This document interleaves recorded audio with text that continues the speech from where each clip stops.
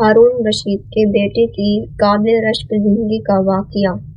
अल्लाह ताला की शान देखिए कि हारून रशीद का एक बेटा था। इसे अल्लाह वालों की सोबत मिल गई थी और इसे ये समझ लग गई थी कि वाकई मुझे दुनिया में अपने परवरदिगार को राज़ी करना है और सबसे पहले मुझे मौत की तैयारी करनी है।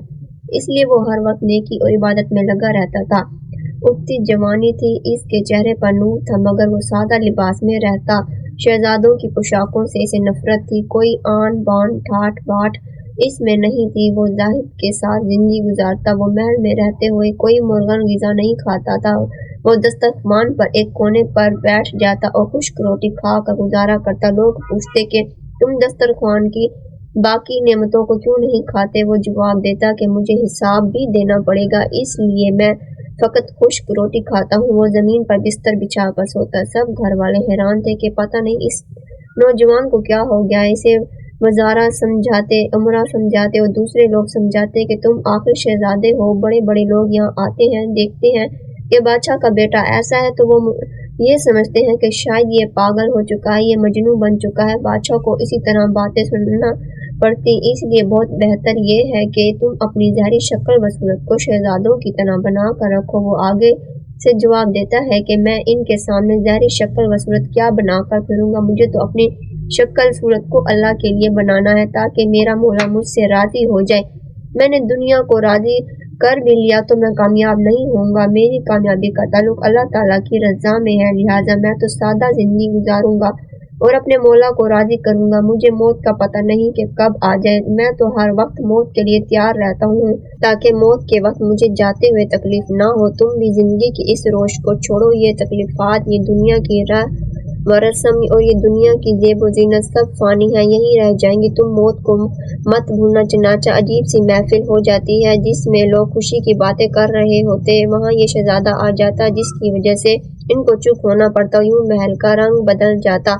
लोग बादशाह को कहते कि जी आप हकीमों से इसका इलाज करवाएं, कुछ इसको समझाएं। पता नहीं क्या है कि सूख कर कांटा बनता जा रहा है। ना खाता है, ना पीता है, ना दुनिया से कोई वास्ता रखता है और ना किसी से बात करता है। बस हर वक्त तस्बीह पढ़ता है, मुसल्ले पर बैठता है, नमाजें पढ़ता है, तिलावत करता है। इसको गोया दुनिया में किसी और से कोई गज़ नहीं, इसलिए लगता है कि ये कुछ बीमार है। एक दिन बादशाह ने इसे बुलाया और सोचा कि मैं इस बेटे को समझाऊंगा, इसलिए बेटे को बिठा कर कहा, बेटा देखो मैं बादशाह हूँ, मेरे पास रया के हर बड़े छोटे ने आना होता है। लोग तुम्हें महफिल में देखते हैं तो कहते हैं कि तुम मजनू और पागल हो। मुझे बातें सुनना पड़ती हैं, मुझे तेरी वजह से दूसरों के सामने जिल्लत उठाना पड़ती है। तुम जरा अपनी ज़ाहिरी शक्ल व सूरत को बदलो। हमें अल्लाह ने बहुत दिया हुआ है, अच्छे कपड़े पहन सकते हो, ये सब नेमतें अल्लाह की हैं। तुम नेक बनकर भी अल्लाह की ये नेमतें हासिल कर सकते हो। वो कहने लगा, अब्बा जान बात ये है कि मैं इन नेमतों को इस्तेमाल करूंगा तो मुझे हिसाब भी देना पड़ेगा। कुरान पाक गवाही दे रहा है कि क़यामत के दिन तुम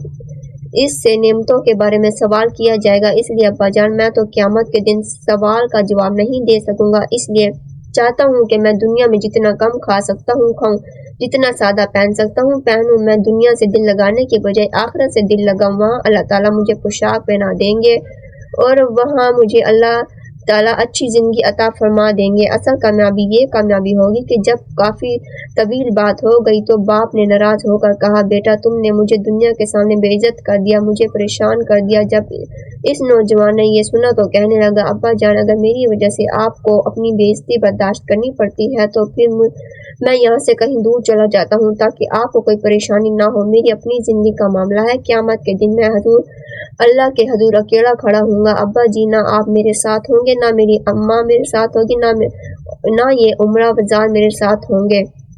हम अपने बंदों को एक एक करके अपने सामने बुलाएंगे, जैसे कतार में खड़े हुए एक एक करके आते हैं। इन सब से हिसाब लिया जाएगा। अब्बा जान जब मुझे अकेले ही जवाब देना है तो फिर मैं क्यों ना वो ज़िंदगी गुजारूं जिसका जवाब मैं दे सकूं। मुझे इन नेमतों की कोई ज़रूरत नहीं, मुझे फ़कत परवरदिगार की रज़ा चाहिए। मैं तो अपनी ज़िंदगी में इबादत करूंगा। मैं अपना वक्त दुनिया की चीज़ों में क्यों ज़ाया करूं। जब बेटे ने ये बात की तो बादशाह ने फिर से समझाया, लेकिन आपने कह दिया कि मेरी वजह से आपकी जिल्लत उठाना पड़ती है, इसलिए अब मैं इस घर में नहीं रहूंगा, मैं यहाँ से चला जाऊंगा। ये बात कहकर वो नौजवान खड़ा हुआ। बाप ने बड़ी मिन्नत समाजत की ताकि रुक जाए, मगर वो कहने लगा, अब रास्ते जुदा हैं, मैं जाकर इबादत करूंगा ताकि अल्लाह ताला کہ حضور کامیاب ہو جاؤں۔ جب جانے لگا تو بادشاہ کی بیوی کو پتہ چلا۔ اس نے اس کو چاندی کی ایک انگوٹھی دے دی تاکہ سفر میں ضرورت پڑھنے پر کام آ سکے۔ اس کو ایک قرآن پاک دیا اور کہا کہ بیٹا تمہیں قرآن پڑھنے کا شوق ہے، تم گھنٹوں بیٹھ کر قرآن پڑھتے ہو، تم اس قرآن کو پڑھو گے تو تمہیں اپنی ماں بھی یاد آئے گی۔ امی نے میری ہاتھ میں قرآن دیا تھا، تم ماں کی یاد بھی اپنے دل میں رکھنا، چونکہ ماں کو تم بھول نہیں سکتے، ماں کا دل بھی تمہارے لیے تڑپتا رہتا ہے، اسی طرح یاد کا دل درمیان میں رہے گا۔ بیٹے نے انگوٹھی اور قرآن لے لیا، وہاں سے چل دیا اور دور کسی بستی میں ایک اللہ والے رہتے تھے وہاں چلا گیا۔ وہاں اس نے اپنی زندگی گزارنا شروع کر دی۔ وہ وہاں مسجد کے اندر اعتکاف کی نیت سے رہتا اور وہاں سارا دن ذکر عبادت کرتا۔ ہفتے میں فقط ایک دن وہ مزدوری میں جو کچھ پیسے ملتے اس کی 7 روٹیاں بنتی تھی، وہ روزانہ ایک روٹی خرید کر پانی کے ساتھ کھا لیتا اور گزارا ہو جاتا۔ ایک آدمی کو مکان بنوانا تھا، اس نے مزدوری کی جگہ پر جا کر دیکھا کہ کوئی مزدور مجھے مل جائے، اسے وہاں بٹھایا۔ اس نے کہا کہ میں آپ کو مزدوری کے لیے اپنے گھر لے جانا چاہتا ہوں۔ اس نے کہا کہ اچھا، میری کچھ شرائط ہیں۔